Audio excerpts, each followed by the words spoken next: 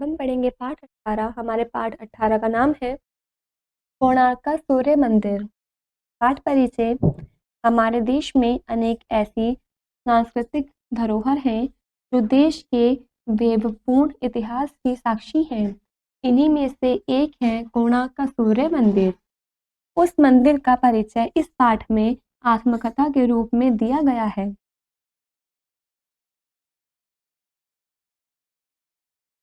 ये सौरमंडल का तुम्हारी पृथ्वी एक भाग है।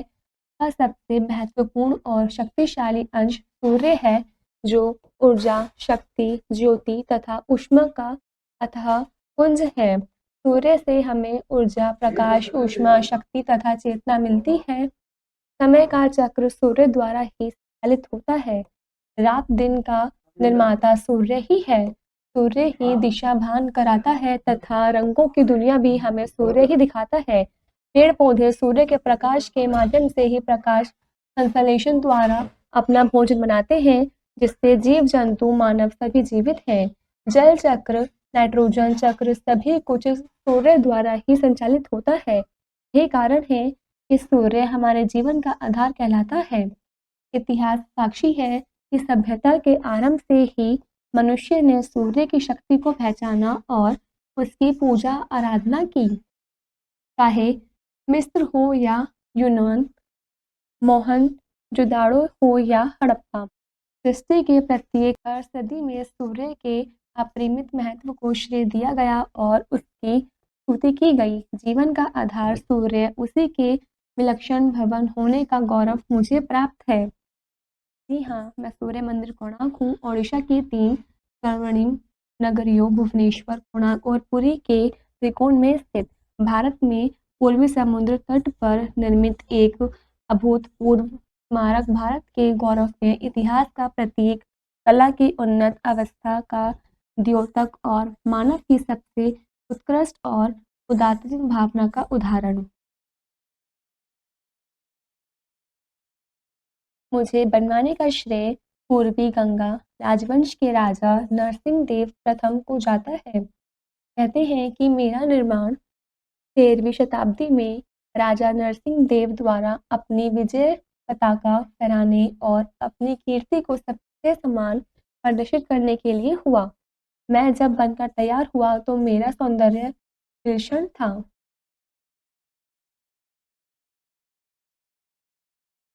कोणार्क 2 शब्दों से मिलकर बना है, कोण और आर्क। कोण का अर्थ है कोना और आर्क प्रयुक्त होता है सूर्य के लिए। अतएव मैं कोणार्क का मंदिर सूर्य भगवान को समर्पित हूँ। कहा जाता है कि मेरे निर्माण में भारतीय शिल्पकार, स्थापत्य कलावंदित कलाकार व कारीगर 12 वर्षों तक रात दिन लगे रहे, तब जाकर मेरा भव्य स्वरूप निखर सका।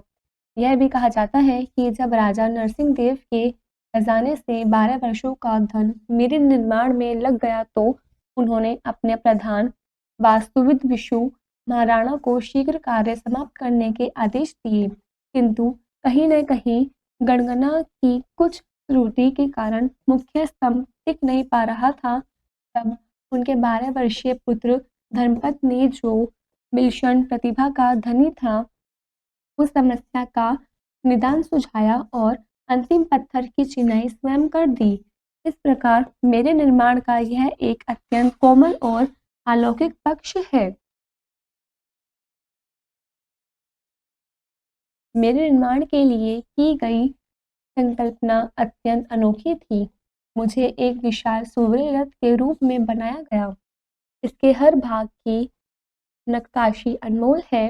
यह रथ सूर्य की द्रुत गति का प्रतीक है, जिसे 7 विलक्षण घोड़े तेजी से खींच रहे हैं। इस रथ में 10 फुट व्यास के 24 पहिए लगे हुए हैं। इन वृत्ताकार पहियों की नक्काशी अत्यंत खूबसूरत है। इस प्रकार मेरे निर्माण की संकल्पना ही अत्यंत ऐश्वर्यपूर्ण थी और यही कारण है कि मैं भारत की वास्तुकला का सर्वश्रेष्ठ उदाहरण हूँ।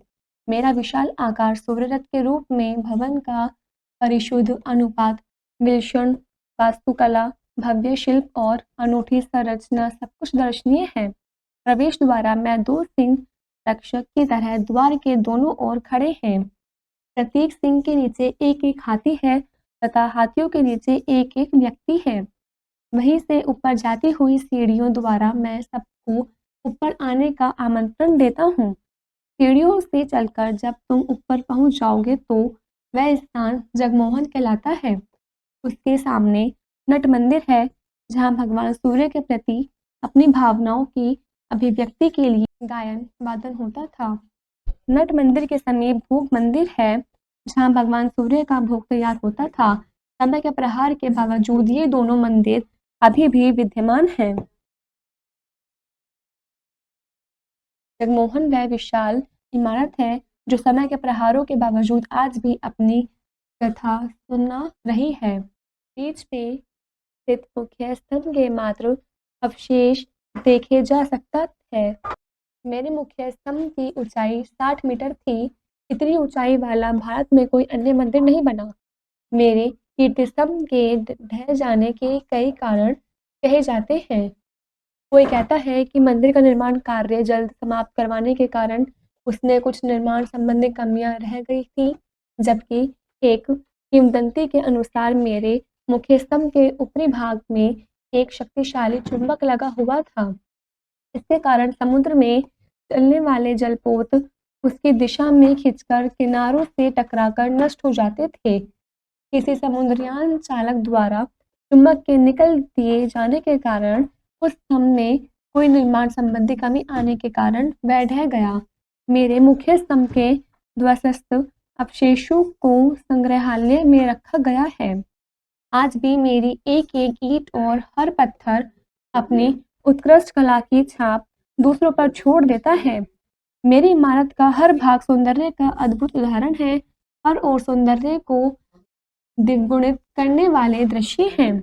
देवी देवताओं की भव्य मूर्तियां, राजा महाराजाओं के दरबार में दृश्य, स्वर्ग की अप्सराएं व गंधर्व लोक के चरित्र, संगीतज्ञ, गायक, नर्तक, नर्तंगनाएं, साजिंदे, प्रेमी प्रेमिका, प्राकृतिक दृश्यों के चित्र, युद्ध के मैदान के जीवंत चित्र, स्त्री पुरुषों के विभिन्न भावों को प्रकट करती मूर्तियां तथा तरह तरह के 2000 से भी अधिक पशु पक्षियों के चित्र सभी ओर अंकित हैं। मैं अपनी श्रृंगारपूर्ण मूर्तियों द्वारा विशेष रूप से जाना जाता हूँ, जिनमें कोमलता है, सरलता है और भव्य सौंदर्य अनुभूति है। पूरे परिदृश्य में उड़ीसा की कला की गुणवत्ता अपने चरम पर दृष्टिगोचर होती है। पहले यहाँ सूर्य की 3 मूर्तियां इस प्रकार रखी हुई थी कि एक पर प्रातःकालीन प्रकाश, दूसरी पर दोपहर के सूर्य की किरणें तथा तीसरी पर सूर्यास्त की रोशनी पड़ती थी।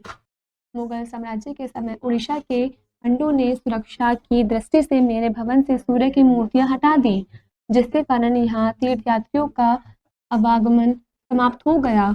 उस समय कोणार्क प्रसिद्ध व्यापारिक स्थल भी था, किंतु लोगों का आवागमन समाप्त होने के कारण व्यापार भी मंदा हो गया और बंदरगाह को बंद कर देना पड़ा। मैं एक वीरान इमारत के रूप में उपेक्षित खड़ा आंसू बहाता रहा, किंतु मुझे संतोष है कि मेरी और पुनः लोगों की दृष्टि गई और मेरा पुनरुद्धार हुआ।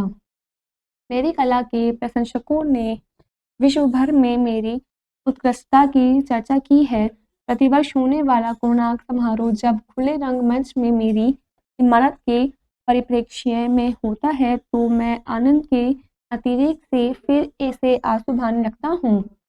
राष्ट्रीय स्मारक निधि के रूप में मुझे घोषित किए जाने से मैं अत्यंत गौरवान्वित हूँ और महाकवि टैगोर के शब्दों की मौन प्रतिध्वनि करता हूँ, जब उन्होंने मात्र मेरे भगवान शिशु के लिए यह उक्ति की थी, इन पत्थरों की भाषा मनुष्य की भाषा को कहीं पीछे छोड़ देती है।